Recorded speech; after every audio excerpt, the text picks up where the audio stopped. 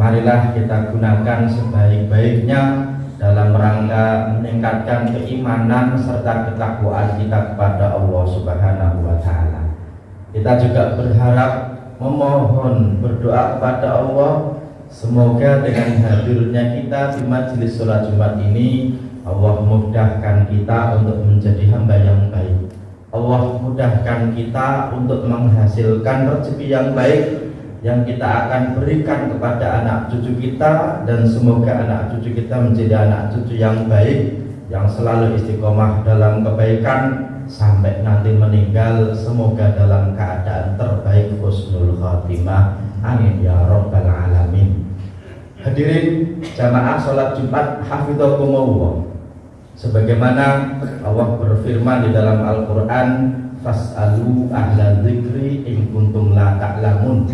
Dua kali Allah berfirman, bertanyalah kepada orang yang tahu ketika kalian tidak tahu. Di dalam keluarga, khususnya tentang keuangan, kalau kita ingin memutuskan suatu putusan yang besar di dalam keluarga, khususnya tentang keuangan, maka sebaiknya adalah bertanyalah dulu kepada orang yang tahu sebelum keputusan itu dibuat. Suatu ketika sahabat Nabi bernama Bashir. Bashir ini punya anak namanya Nu'man. Bashir ini memberikan harta kepada Nu'man. Hanya saja setelah diberikan, ibunya Nu'man bilang kepada Bashir, kepada suaminya, Pak, tolong tanya dulu kepada Nabi boleh atau tidak. Sahabat Nabi ketika bicara tentang harta dan keluarga itu hati-hati, bertanya dulu kepada Nabi boleh atau tidak. Meskipun niatnya baik, tapi kadang-kadang niat baik kalau caranya tidak baik akan jadi masalah buat anak-anaknya gara-gara orang tuanya. Ternyata Bashir bersama anaknya menemui Nabi, bertanya, bolehkah Nabi aku memberikan kepada anakku ini? Jawaban Nabi ternyata dengan sebuah pertanyaan, aqul lawaladika nahal tahu mislah hada. Anak-anakmu yang lain kamu beri seperti ini juga atau tidak? Jawabannya Bashir, lah, tidak. Oh, kalau begitu farji'hu, kamu pulang minta kembali, fa innila ushidu ala jurin, aku tidak mau menjadi saksi atas sebuah kezoliman. Artinya meskipun baik, niatnya baik, memberi anak itu baik, tapi keputusan besar sebelum diputuskan harusnya bertanya kepada orang yang tahu. Ternyata dalam Islam memberi sebagian anak judulnya hibah, kok yang lain tidak diberi, itu sebuah cara yang keliru, yang Nabi menyebutnya dengan sebuah kezoliman, yang biasanya nanti anak-anaknya akan merasa iri satu dengan yang lainnya. Mungkin ketika orang tuanya masih hidup tidak ada yang berani protes, tapi ketika orang tuanya sudah meninggal, biasanya yang belum dapat akan mengatakan, kan kamu udah dapat, kenapa masih mengharapkan waris? Kata yang sudah dapat, kan saya diberi oleh bapak ibu, berarti saya dapat, tapi saya juga ahli waris.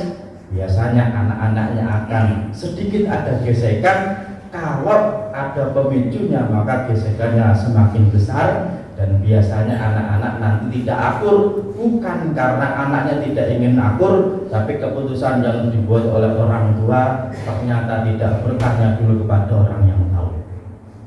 Suatu ketika juga ada sahabat Nabi namanya Sa'ad bin Abi Waqqas. Sa'ad bin Abi Waqqas ini orang Mekah. Bahkan beliau termasuk satu dari 10 orang yang dijamin masuk surga, ahadul asyraf al-mubasysyirina bil jannah. Tapi beliau hanya punya satu anak perempuan saja, yang dalam Islam ketika anak perempuan itu belum menikah, memang orang tuanya yang wajib menafkahi. Tapi kalau setelah menikah, berarti yang wajib menafkahi adalah suaminya. Maka ketika Sa'ad bin Abi Waqqas ini sakit, Nabi menjenguknya. Dia ingin harta yang dikumpulkan itu nanti menjadi amal solehnya besok di yaumul qiyamah, karena dia merasa sudah tidak ada tanggungan lagi yang wajib dinafkahi. Kenapa? Toh anaknya cuma satu perempuan saja. Berarti niatnya bagus.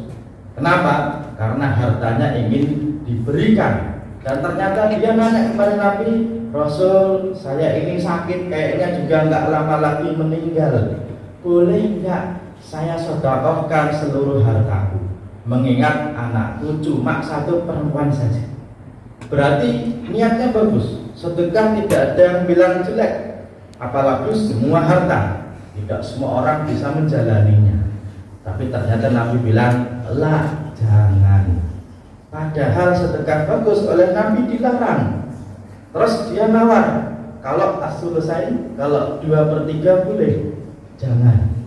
Setengahnya boleh Nabi, jangan. Ya sudah, kalau gitu 1/3 boleh. Nabi menjawab, as-sulus 1/3, was-sulusu kasirun. Sedekah 1/3 hartamu pun itu juga sudah banyak. Mengingat Sa'ad bin Abi Waqqas waktu itu bersedekah dalam keadaan sakit keras yang akan dilaksanakan setelah dia meninggal, maka Nabi menyampaikan, innaka antadara warasataka agniya. Kalau nanti engkau meninggal, ahli warismu itu punya harta darimu, senang karena dapat harta darimu, itu khairun, lebih utama, lebih baik min antadahum ala dan yatakafafunan nas, daripada anakmu nanti miskin minta-minta orang.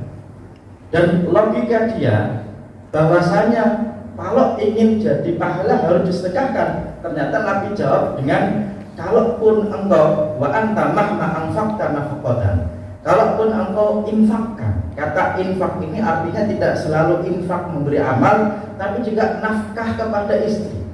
Kalaupun engkau nafkahkan hartamu kepada keluargamu, kepada istrimu, kepada anak-anakmu yang engkau harapkan ridho dari Allah, itu pun juga sudah bernilai sedekah. Bahkan sampai sesuap makanan yang engkau berikan kepada istrimu, kepada mulut istrimu, itu sudah dicatat sedekah oleh Allah Subhanahu wa Ta'ala.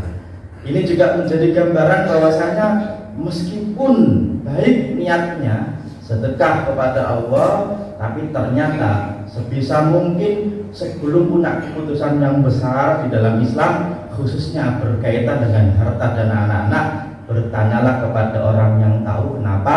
Karena kadang-kadang niatnya bagus, tapi kalau ternyata caranya keliru, nanti ketika almarhum sudah wafat, ini agak susah. Kenapa susah? Karena kalau keliru nanti anak-anaknya akan bingung. Misalnya ketika orang pengen memberikan hartanya kepada orang lain setelah meninggal, jalur wasiat, tapi semua harta itu nanti biasanya ahli warisnya akan bingung.